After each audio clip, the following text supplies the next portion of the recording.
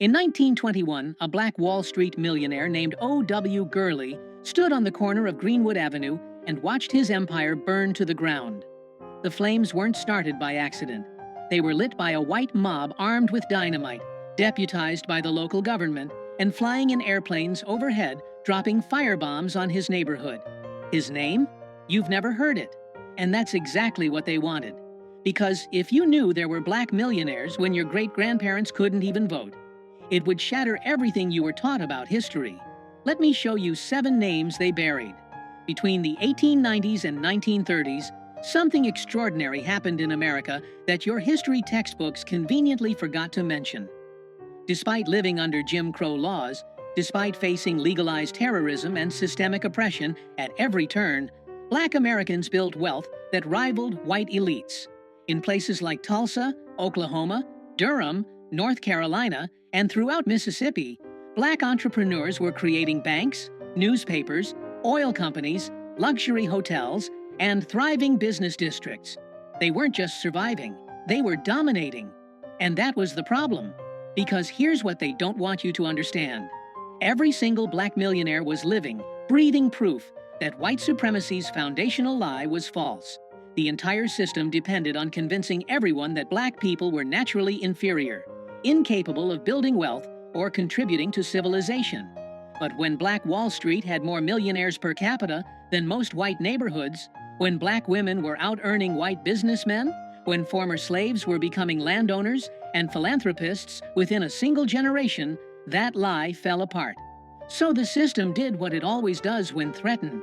It responded with violence, with legislation, and most insidiously, with erasure. They burned the towns. They drove out the families. They stole the land. And then they wrote the history books as if none of it ever happened. Let's start with the woman who became so successful that white historians literally couldn't handle it.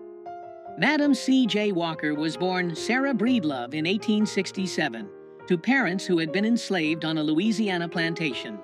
She was orphaned by 7, married by 14, and widowed by 20 with a young daughter to feed. She worked as a washerwoman, making barely $1 a day, and she was losing her hair from the stress and the harsh chemicals in the hair products available to black women at the time. So she did what entrepreneurs do. She saw a problem and created a solution. Walker developed her own line of hair care products, specifically for black women, and built a door-to-door sales network that would make modern MLM companies look like lemonade stands. By 1910, she was employing thousands of black women across the country, giving them financial independence and purpose in an era when their options were domestic work or nothing. By 1919, she was worth over $1 million, making her America's first self-made female millionaire. Not the first black female millionaire. The first female millionaire, period. She bought a mansion in upstate New York right next to John D. Rockefeller's estate, just to prove that black excellence belonged everywhere white wealth did. But here's what they did to her legacy. For decades, white historians either erased her completely or credited her success to everyone except her.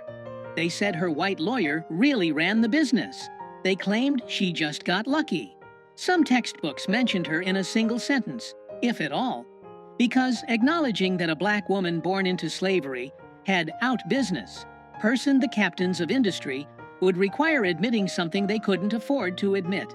And it gets worse, because while Walker was becoming famous, there was another black woman who was even richer, and history buried her so deep that most people have never heard her name at all.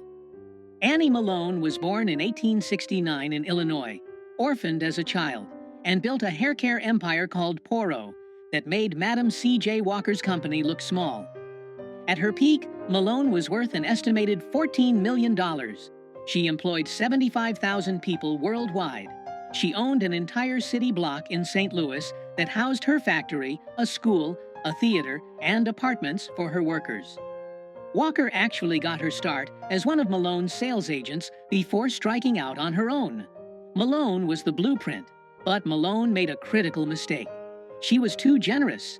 She gave millions to orphanages, funded black schools and colleges, supported civil rights organizations, and became one of the first black female philanthropists in American history. And when she went through a bitter divorce in the 1920s, her white lawyers and a racist court system systematically drained her fortune through legal fees and judgments that would never have been applied to a white businesswoman. By the time she died in 1957, most of her wealth was gone, and history had erased her name so thoroughly that the innovations she pioneered were credited to others. Two of the richest self-made women in American history, both black, and for over a century, America pretended they didn't exist. Now let's go back to that burning street in Tulsa. O.W. Gurley was born in 1868, just 3 years after the end of slavery. He moved to Oklahoma during the land rush and used his savings to buy 40 acres in a section of Tulsa that would become known as Greenwood. He had a vision. He wanted to create a place where black people could build wealth without depending on white businesses that discriminated against them. So he sold lots exclusively to black buyers and opened a rooming house and a grocery store. Other black entrepreneurs followed, and within 2 decades, Greenwood had transformed into the wealthiest black community in America. By 1921, this 35-block neighborhood had over 300 black-owned businesses. There were banks, hotels, movie theaters, law offices, doctor's offices, a hospital, a bus system, luxury cars on the streets, and multiple millionaires. Black Tulsans called it Little Africa. Everyone else called it Black Wall Street. A newspaper at the time described it as having more than a dozen churches, 5 hotels, 2 theaters, a library, and a hospital, schools, law offices, a half-dozen grocery stores, and as many restaurants, its own bus and taxi service, its own water system, and over 300 other commercial establishments. In the Jim Crow South, built by people whose parents had been enslaved. And then, on May 31st, 1921, it was all destroyed. A black teenager named Dick Rowland was accused of assaulting a white elevator operator. He didn't do it, but that didn't matter. A white mob of thousands, many of them deputized by law enforcement, attacked Greenwood with guns, torches, and, according to eyewitness accounts, airplanes that dropped incendiary devices on buildings and fleeing families. Over 300 black people were murdered. 10,000 were left homeless. 35 blocks were burned to ash. O.W. Gurley's empire, along with every other black millionaire's holdings in Greenwood, was systematically destroyed. And here's the part that should make your blood boil. After the massacre, the city of Tulsa made it nearly impossible for black residents to rebuild by changing fire codes and zoning laws. Insurance companies refused to pay claims. And then, for 75 years, the Tulsa Race Massacre was completely removed from Oklahoma history textbooks. Removed. As if it never happened. The state literally erased one of the worst incidents of racial terrorism in American history, because acknowledging it would mean acknowledging that black wealth had existed and had been stolen. But Gurley wasn't the only one. In Memphis, Tennessee, a man named Robert Reed Church Sr. had already proven what was possible decades earlier. Church was born enslaved in 1839. During the Memphis Massacre of 1866, when white mobs attacked black neighborhoods, Church was shot in the head and left for dead. He survived, and then he made a decision that changed everything. He took $50, bought his first piece of real estate, and began building an empire. By 1912, Church was worth over $1 million, making him the first black millionaire in the South. He owned saloons, real estate throughout Memphis, and eventually opened Solvent Savings Bank, one of the first black-owned banks in America. But his greatest achievement was what he did when Memphis tried to segregate all public spaces and deny black citizens access to parks and gathering places. Church didn't protest. He didn't beg for inclusion. He spent $100,000 of his own money and built Church Park and Auditorium, a massive complex that became the cultural center of Black Memphis. Presidents spoke there. Booker T. Washington spoke there. Church's message was clear. If you exclude us from your world, we'll build a better one ourselves. His daughter, Mary Church Terrell, became one of the first black women to earn a college degree and a pioneering civil rights activist. But for decades, Mainstream American history barely mentioned the Church family because their success undermined every narrative about black people needing white benevolence to succeed. They had done it themselves, with no help, in the face of violent opposition. Then there's the woman who might have been the richest of them all, and whose story is so deliberately obscured that historians are still piecing it together. Mary Ellen Pleasant was born around 1814, possibly into slavery, possibly free. What we know for certain is that by the 1850s, she was in San Francisco working as a cook and investor, and she was secretly one of the wealthiest financiers in the city. Some estimates put her fortune at $30 million in today's money. She used that money to do something extraordinary. She funded John Brown's raid on Harper's Ferry. Yes, that John Brown, the abolitionist who tried to start a slave rebellion. Pleasant gave him $30,000, making her one of the largest financial backers of armed resistance to slavery. After the Civil War, Pleasant sued San Francisco streetcar companies for racial discrimination and won in 1866, 90 years before Rosa Parks. She fought for civil rights in court while building a business empire in real estate and boarding houses. But when she got into a legal battle with a white business partner who betrayed her, white newspapers launched a smear campaign calling her a voodoo queen and a witch. Racist courts sided against her repeatedly, and her fortune was systematically stolen through legal manipulation. By the time she died in 1904, history had forgotten her name almost entirely. The mother of civil rights in California, erased.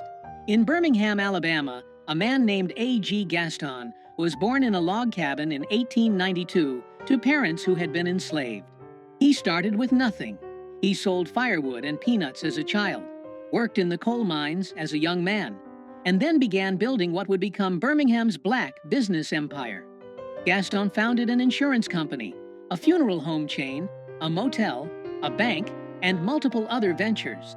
At his death in 1996 at age 103, he was worth $130 million. But Gaston's story isn't just about wealth, it's about resistance. During the height of the Civil Rights Movement in 1963, when Dr. Martin Luther King Jr. came to Birmingham to lead protests, Gaston's motel became the headquarters for the entire campaign. Movement leaders stayed there. Strategy sessions happened there. And when white terrorists bombed the motel in an attempt to kill King and destroy the movement, Gaston rebuilt it. He understood that black wealth wasn't just about money. It was about having the resources to fight back, to provide safe spaces, and to fund the struggle for freedom. That's why they tried to erase these stories. Because black millionaires weren't just rich. They were dangerous to white supremacy. And finally, there's Biddy Mason, whose story might be the most incredible of all. Mason was born enslaved in Mississippi in 1818.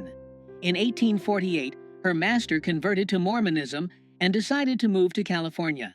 And he forced Mason to walk the entire 2,000 miles behind his wagon train, herding cattle while caring for her 3 daughters.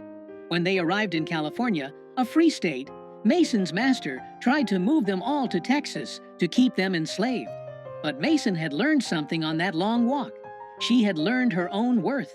She sued for her freedom in 1856, and she won. With no education and no resources except her skills as a nurse and midwife, Mason began buying property in Los Angeles.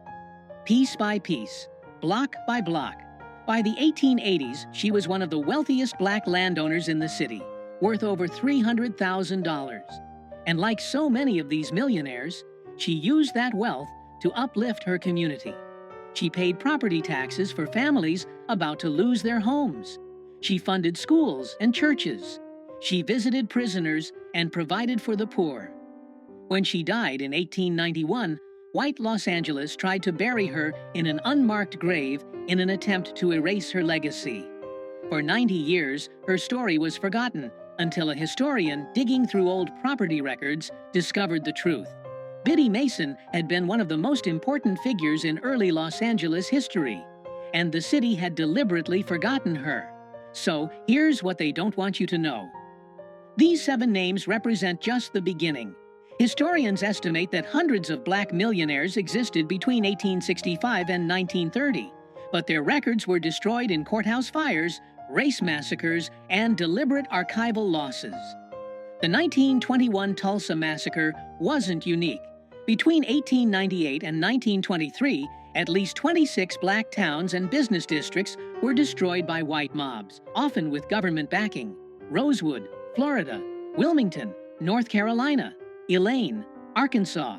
Each time, the pattern was the same: burn the buildings, murder the resistors, steal the land, and then erase it from history. The system didn't just steal their wealth, it stole their proof of existence. Because if future generations knew that black Americans had built millionaires and empires despite slavery, despite Jim Crow, despite terrorism, then every excuse for the racial wealth gap would fall apart. People couldn't say black people just need to work harder when the evidence shows they did work harder and their work was literally burned to the ground.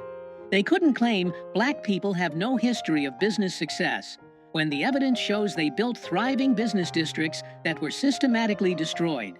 The erasure wasn't an accident. It was the policy. So why does this matter now? Because every time someone suggests that black Americans are responsible for their own poverty, they're repeating a lie built on mass graves and erased history books. Black Americans did build wealth. They built it against impossible odds. And when they succeeded, the system destroyed it and then pretended it never existed. The racial wealth gap isn't the result of lack of effort or ability. It's the result of domestic terrorism, legal theft, and historical erasure. Madam C.J. Walker, O.W. Gurley, Robert Reed Church, Mary Ellen Pleasant, Annie Malone, A. G. Gaston, Biddy Mason. Say their names, share their stories, learn about the hundreds more who were erased. Because the greatest threat to oppression has always been remembering what they tried to make us forget. These 7 people proved that black excellence isn't new. It's been here all along. They just burned the receipts and hoped you'd never ask questions. But now you know, and knowing changes everything.